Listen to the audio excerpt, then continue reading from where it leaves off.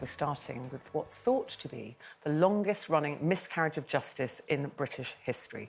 Peter Sullivan spent 38 years in jail for the 1987 murder of florist and part-time barmaid Diane Sindall. But new tests ordered by the Criminal Cases Review Commission revealed that his DNA was not present on samples preserved from the crime scene. And as a result, after almost 40 years behind bars, Peter Sullivan's conviction was overturned. In a statement through his solicitor, Mr. Sullivan said he was not angry or bitter, simply anxious to return to his loved ones. I mean, it's very powerful, his statement, because you would immediately think you would be bitter and you would be angry. I mean, he was named the Beast of Birkenhead. He's been described as having limited intellectual capacity. So they're looking back now and saying at the time he did make a confession, but he's saying that he was on his own, he was frightened. People saying he maybe should have had a responsible adult with him. There are lots of flaws in the case, and he has always professed his innocence, always. After that initial confession, which he then went back on and said, actually, I felt that I had to say all that, he's always protested his innocence. And I thought also it's very powerful that his sister had said, he hasn't won, Peter hasn't won, and neither have Diane's family won. This is going to be a trauma for them because they now all the time thought that Peter Sullivan had murdered their daughter, and maybe there's some closure in that. And actually now they found out he didn't, and they don't know who did. And the case has been reopened.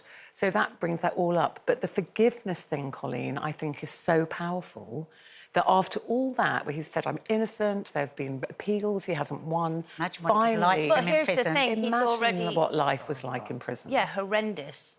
But he's already lost nearly 40 years of his life. Now, to come out and for the rest of his life be bitter about that and dwell on that and have anger about that, then he's wasted his whole life. I mean, his whole thing is he's been proved, you know, that it wasn't him, so that's justice for him. And I think now he probably just wants to come out and enjoy his life and be with his family, and I think that's an amazing thing. I've got so many friends, well, not so many, but I have certain friends who hold... She has got many friends. Just 2 or 3, really. I want you to know I'm not bitter.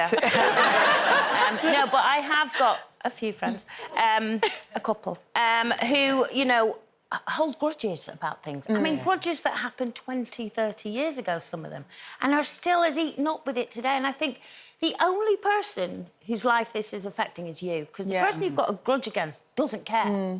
They don't care. They've carried on their life. And I think the greatest strength and the greatest thing to move forward with your life is to let certain things that you cannot change, you have to park them and let them go for you to carry on and be happy. Because otherwise you just stay there. I think sometimes we get confused, don't we? And we think, certainly I did, that if I forgive this person, I've got to reconcile with them. And you don't have to. You can forgive someone and never see them again. It's not about then having to see them at Christmas and go on holiday with them, but forgive, for, like you say, Colleen, for your own heart and your own soul. But it's very hard, and I do love bearing a grudge. But do you think... I know, do you think forgiveness is a choice? You have to tell yourself, I am making a choice to forgive. I think you feel it, don't you? You can feel it when you've got a grudge against someone and it's triggering when they call or when you see a picture of them or you hear about them, and you can feel that pain. I think initially... And it's like, how do you get rid of that? Poison. And, and you poison yourself, it is a poison, isn't it? Because it's a negative... It's a negative thought. I mean, there are things that are unforgivable. There's things that you can never forgive, but I think you have to forget. You forgive, but don't... but have to learn to forget them. Yeah, it's funny, because at the moment, I don't know if you've seen Kim Kardashian is in court with it, and I find it... I want to look at forgiveness in a different way. People can't seem to forgive that she's beautiful and wealthy and has multiple homes and cars. And so they don't forgive her for that. And so many people don't, and because of that, don't have any sympathy, empathy for actually what she went through. So this is where she was robbed? Because she was robbed. In her hotel. She was stripped naked. She was tied with her wrists and her feet. She thought she was going to be raped. She thought she was going to die. She had to beg and pray and plead that she had babies and to let them live. And she's gone into court and she wanted to face them and said to them, I forgive you. but that doesn't mean what you did is OK. You've changed my life forever. But she also thanked them because of the way it had changed her life, in that I think she just reduced that, like, the opulence and, you know, got a sort of wake-up call. So she actually has tried to... That's like mega forgiveness, isn't it? If you then try and turn it round and actually do something good out of it. And also, you sometimes question yourself, what is justice? You know, you're saying, well, it's justice now because he's been freed. And you go, is it justice because there were flaws? Surely. Compensation apparently is capped at £1 million. But also compensation can't buy 40 years of his life. But I mean, I think... That's in cases where that person has been in prison for at least 10 years. It's half that in other cases. So £1 million sounds like a lot of money, OK? But if you divide that by the years he's been in prison, I can't do the maths, but, you know, is that any compensation? I just think it's that acknowledgement, isn't it? It's that, you know, you want an apology. Yeah, you do want a financial compensation to something. It's ruined your life. Who knows what your life would have been It validates without it. It validates it further, vindicates it further. It doesn't right the wrong, but you end up with something. I think that's the key, isn't it? But I think they're right in the respect that no one's won in this case because he's lost nearly 40 years of his life.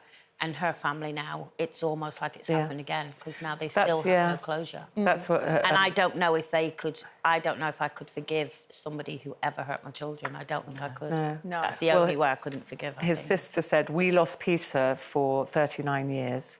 He hasn't won and neither has the Sindall family. They've lost their daughter and they're not going to get her back. And obviously, you know, this happened in 1986, the murder of Diane Sindall. She was only 21 years old. It was brutal. And now her family actually don't know who that was. So obviously our thoughts to them today and to Peter Sullivan and his family who are now going to try and rebuild their family life. And they've said, you know, we just want to embrace him back now and give him the best life that we can. So he's lucky to have a loving family, I suppose.